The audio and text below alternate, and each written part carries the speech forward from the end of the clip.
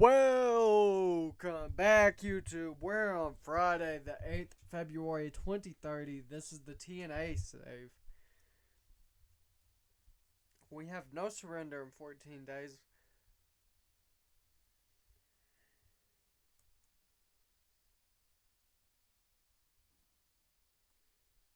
You know what's funny? We've had Ruby Soho on our contract thing, and we've probably only used her in like 5 matches.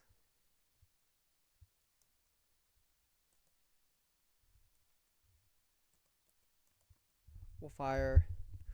Not because we're trying to be mean or anything. It's because we don't use her enough for her to be you know what? I've got an idea. The Hate Group. Jamie Hayter is the leader. Liv Morgan and Ruby Soho is the deputies. We'll go to TNA No Surrender, I think, tonight.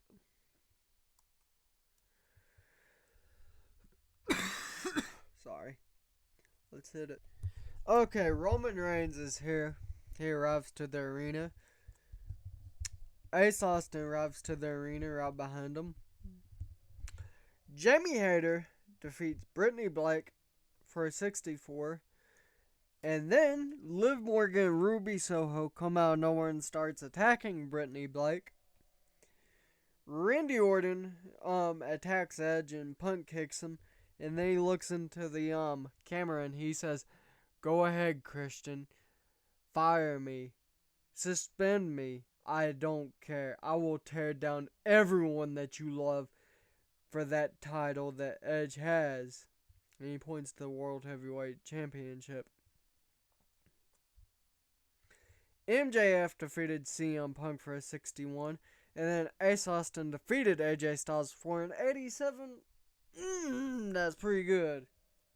Okay, Aaron Stevens defeats Dustin Rhodes for a 26. And then Chad Gable arrives to the arena and he says, "Randy Orton, you won't beat me to that title shot. It's going to be me versus Edge at No Surrender, not you, Randy Orton." We then see Marshall and Ross Von Erich challenging Ace and Seth Rollins to a match. And then we see Claudio Castagnoli with an angle idea. Liv Morgan defeated Charlotte Flair for a 77. And then out of nowhere, Ace Austin defeated The Miz for a 73. And afterward, Ace Austin is about to exit the ring and The Miz decides to do a little showman sport. And he extends his arm to shake hands with Ace Austin. So it wasn't bad.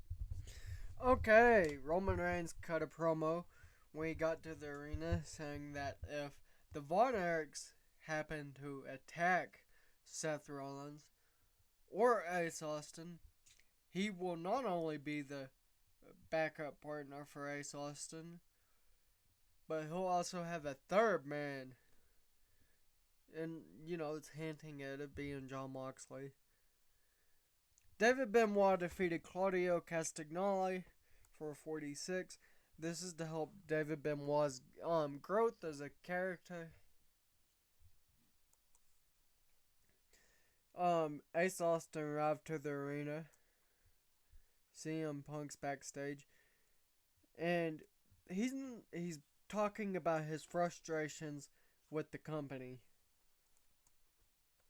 The Rock thing comes up behind him and says that he can walk out anytime he damn well pleases. MJF defeated Dolph Ziggler for a 62.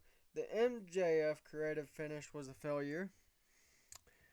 Shelton Benjamin defeated Anthony Bennett to become TNA Digital Media Champion.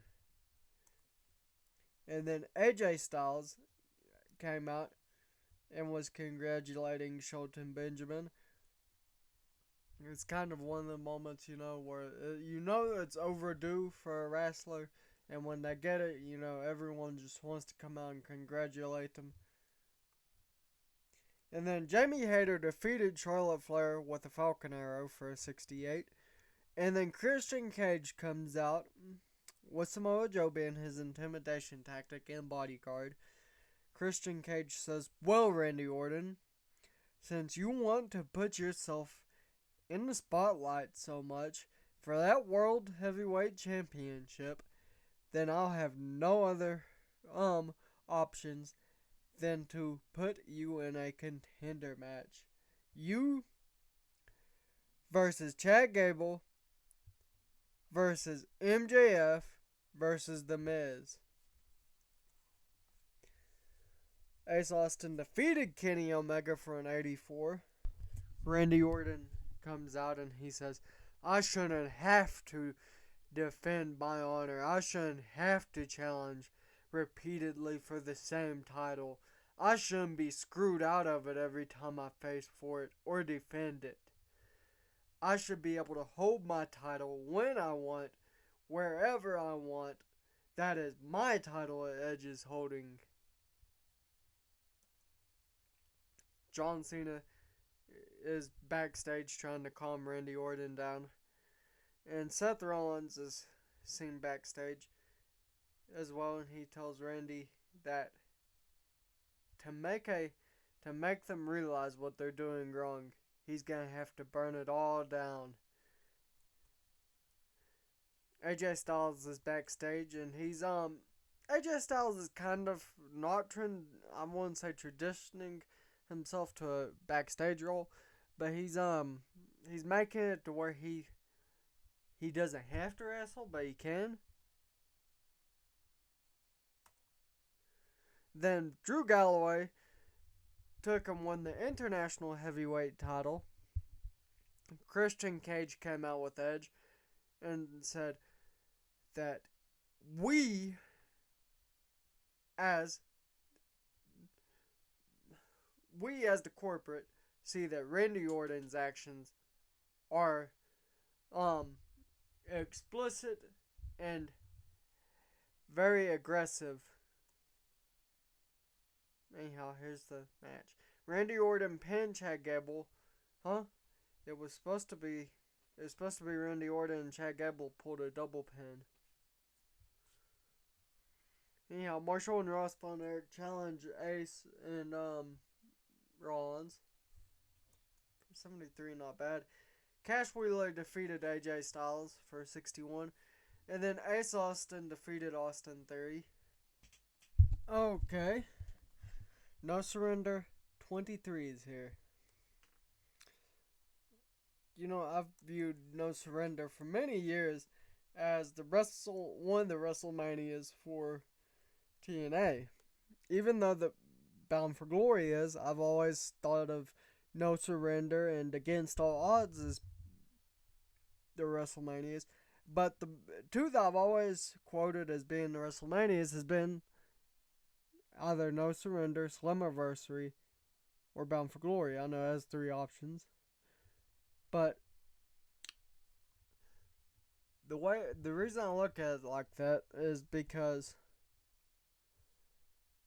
my first TNA event I ever watched, in fact, it was on Pluto TV, and it was Slammiversary 2010. And then may not have been. It may have been the previous year. And then one of the second or third events I watched was No Surrender. And I was like, man, these people are really screaming loud at these events. And so those had showed like a TNAiMPACT, or maybe one of their NWA TNA pay-per-views. Anyhow, I noticed that the cheers and stuff was a lot lower on the other ones. I was like, this. I think it was just a normal impact. Anyhow, I was like, well, I said, I've got to watch another event. And if I'm not mistaken, it was Against All Odds that I had watched. Or maybe Victory Road. And I noticed that the screams I was hearing from turning No Surrender and Slammiversary and Bound for Glory was a lot lower. I mean, the screams were. It was like walking into two different audiences. So I've always seen No Surrender and Slammiversary as I've always thought that they've had 3 WrestleManias. Now I have noticed that a lot of people does get Slammiversary and they turn it they take and they do it as a WrestleMania, in which I have no beef with that at all. I actually like that idea. But yeah, that's how I view it.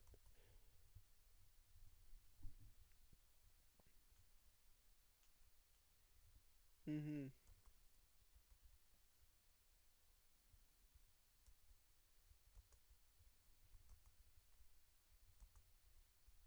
No surrender. Let's hit it. I just want to say, Roman Reigns just did the unthinkable. Well, it's actually not unthinkable if you're viewing Roman Reigns, but he just wanted to put over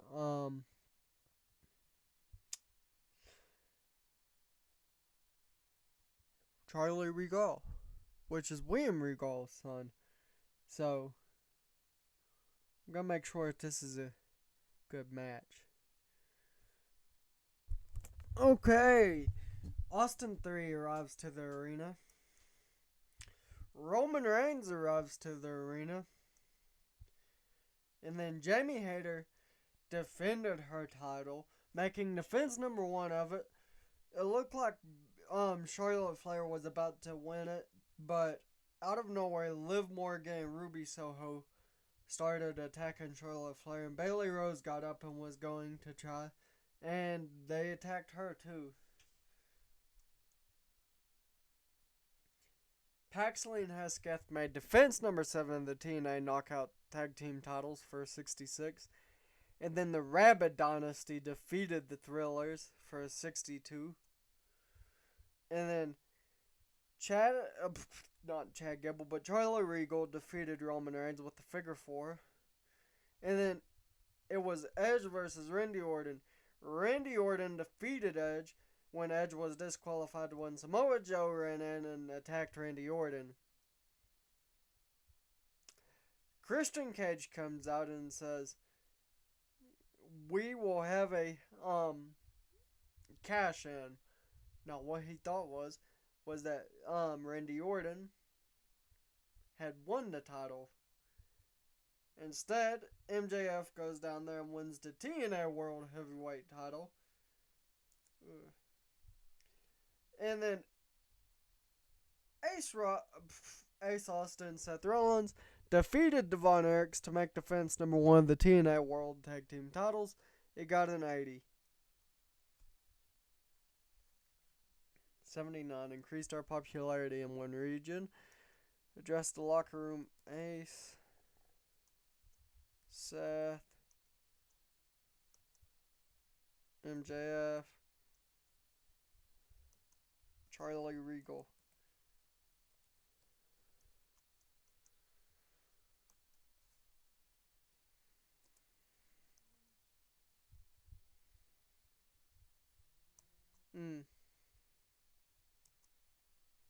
$560 million.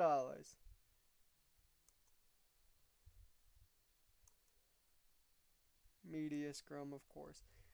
You have seem to be having great success in the U.S. market. All you competitors are playing catch up. You must be delighted.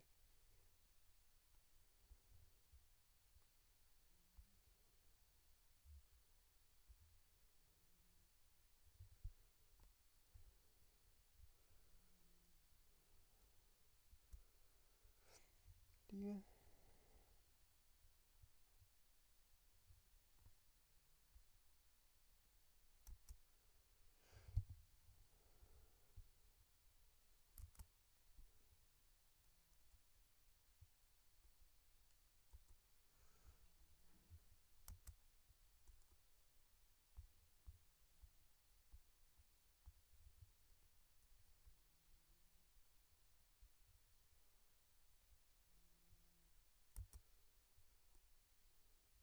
Mm.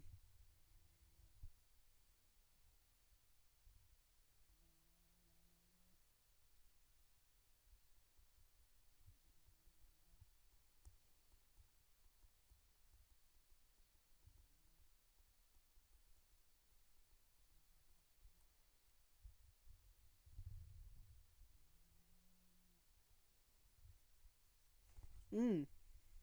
Oh, we still have more. Brother, you bought the off, not the edge head.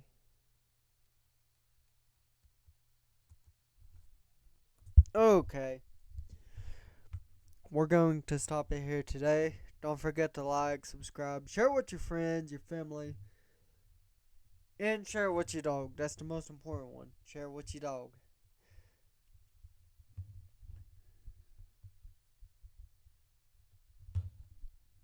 Alright. See y'all next time.